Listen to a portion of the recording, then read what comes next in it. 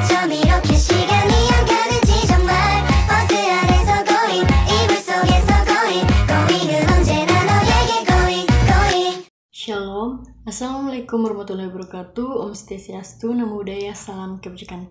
Perkenalkan, nama saya Suzmi Cipatrul Bambitun, NIM 2314201041, kelas A2 semester 2, Fakultas Keperawatan, Universitas Pembangunan Indonesia Manado. Di sini saya membuat video untuk memenuhi tugas ujian akhir dari mata kuliah Pendidikan Promosi Kesehatan dengan dosen pengampu Ners Fania Tampilang, Escape MKes. Di sini saya akan membahas tentang penyakit sirosis hepatis. Baik, kita akan masuk ke dalam pembahasan yang pertama, yaitu definisi.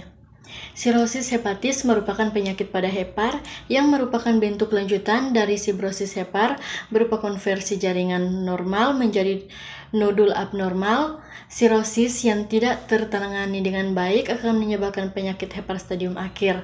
Sirosis hepatis ditandai dengan proses difus, yaitu adanya fibrosis dan distorsi arsitektur hepar berupa kerusakan parenkim, hati, dan bentuknya nodul degeneratif baik mikronodul maupun makronodul. Hal ini menyebabkan hepar tidak memiliki bentuk lobular yang normal. Berikut etiologi. Etiologi dari sirosis hepatis berupa multifaktorial. Sirosis hepatis di negara maju seringkali disebabkan oleh alkoholisme kronis dan infeksi virus hepatitis C. Sementara itu, sirosis hepatitis di negara berkembang umumnya disebabkan oleh infeksi virus hepatitis B dan virus hepatitis C. Next, tanda dan gejala. Tanda dan gejala sirosis hepatis meliputi yang pertama kelelahan, lemah, penurunan berat badan, nafsu makan menurun, mual dan muntah, pembengkakan pada perut, pembengkakan pada kaki dan pergelangan kaki, gatal-gatal pada kulit dan mata kuning, perubahan warna urin dan feses, pembuluh darah yang terlihat di kulit, memar dan berdarah dengan mudah, kehilangan massa otot, disfungsi seksual, kehilangan kesadaran atau kebingungan. Berikut komplikasi.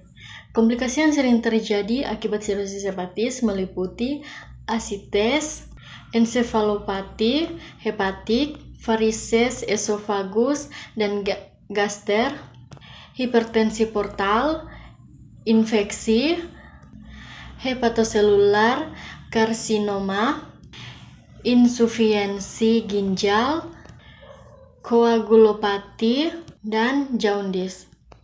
Patofisiologi sirosis hepatis melibatkan degenerasi progresif hepatosit yang menyebabkan nekrosis, fibrosis, dan pembentukan nodul degeneratif.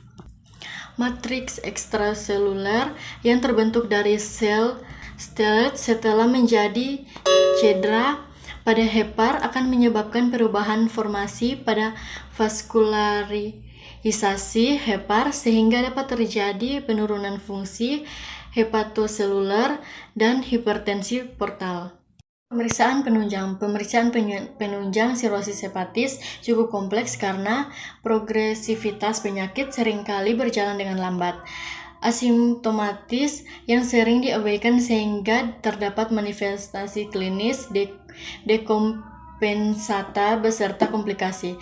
Diagnosis sirosis hepatis kompensata yang bersifat asimptomatis biasanya ditegakkan secara insidental ketika dilakukan pemeriksaan laboratorium fungsi hati yang dikonfirmasi dengan pemeriksaan histopatologi hepar melalui prosedur biopsi.